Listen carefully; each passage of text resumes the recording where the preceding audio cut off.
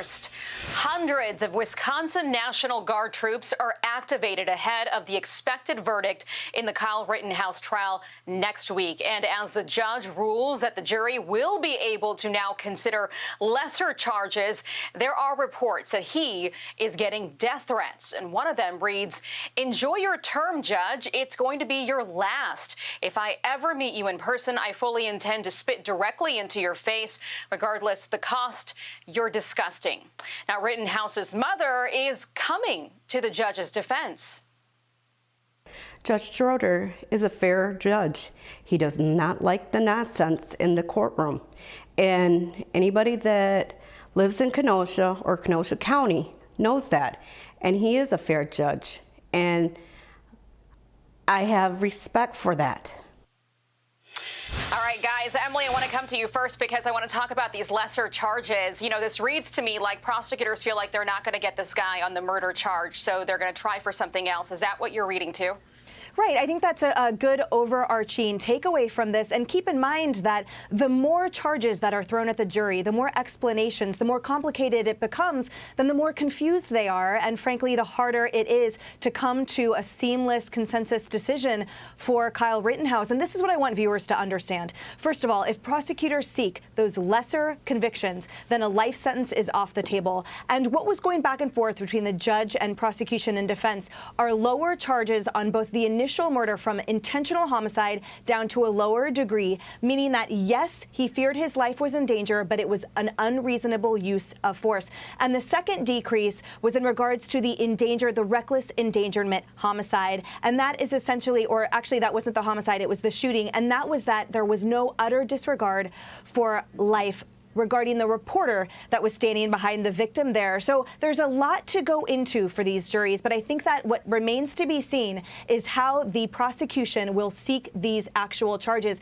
And remember, there's a chance that they might still throw in a provocation instruction, which means that regardless if the jury thinks that indeed he feared for his life and used reasonable force for that self-defense argument, it throws it all off the table if it was he who provoked those men that night. Okay, we're going to see what happens in the next 48 hours here. He should come out with something on Monday.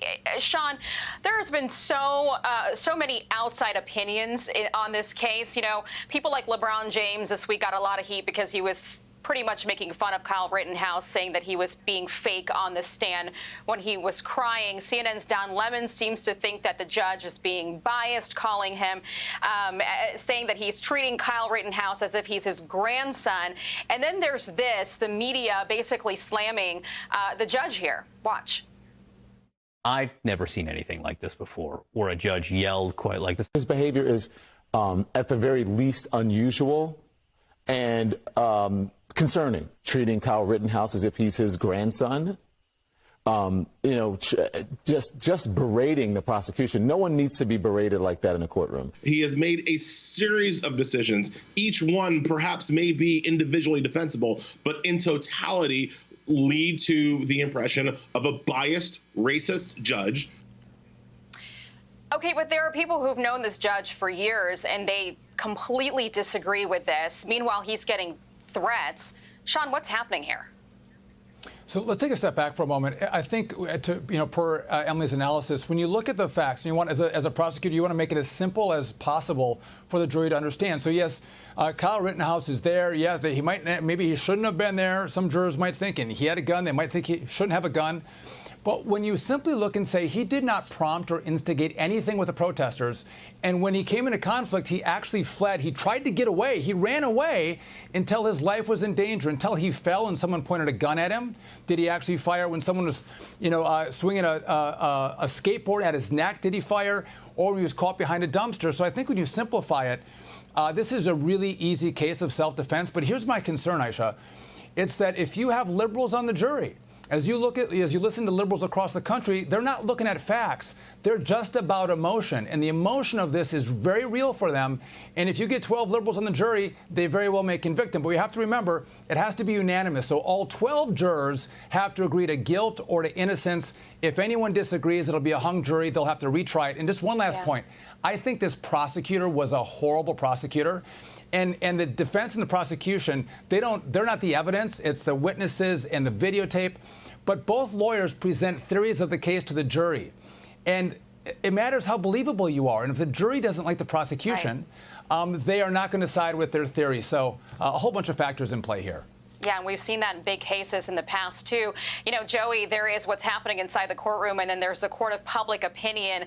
You know, last year, more than 100 businesses just destroyed by protests in Kenosha. People are nervous. The National Guard is ready to go. How do you think this ends if Kyle Rittenhouse is acquitted of murder? Would getting in trouble for lesser charges, would that matter, or do you foresee more of what we saw last year? I think the fact that the people that died in this incident are white is probably the only saving grace from riots happening, because I think that race has played a big issue in the riots, and it's been something that people jump on top of and say, look, they're racist, and kind of incite people's passions that way. I think it's going to be a lot harder to use that same line of thought if Kyle Rittenhouse is found not guilty. You know, outside of all of that, I think the one thing people need to understand is that every state gets to determine its self-defense laws in big part based on precedent and what the state constitution allows. Every state has the opportunity to decide what is or isn't admissible into a court like this. And I think at the end of the day, what people need to do, what I'm most worried about is if Kyle Rittenhouse is found guilty on, say, a provocation clause in this court case, what the judge is trying to do is narrow this down to the 2 or 3 split seconds that actions happen, and were they justified in that moment. What the prosecution is doing is they're conceding that they probably were justified in that split second, and that's why they're going to intent, and that's why they're going to provocation and everything that led up to that moment.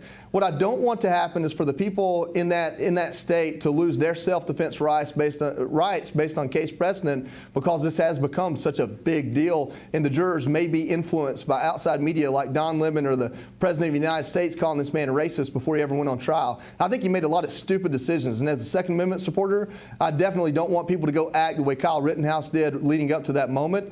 But everything I've seen in studying the Second Amendment and self-defense, and every opportunity I've been able to, I see someone that used a gun in self-defense justifiably, even if they didn't do common sense things leading up to that. And like the judge said, he's not on trial for not having common sense. He's on trial for whether or not he used self-defense legally. And for every other resident of that state, I hope that self-defense is withheld or held up in this trial.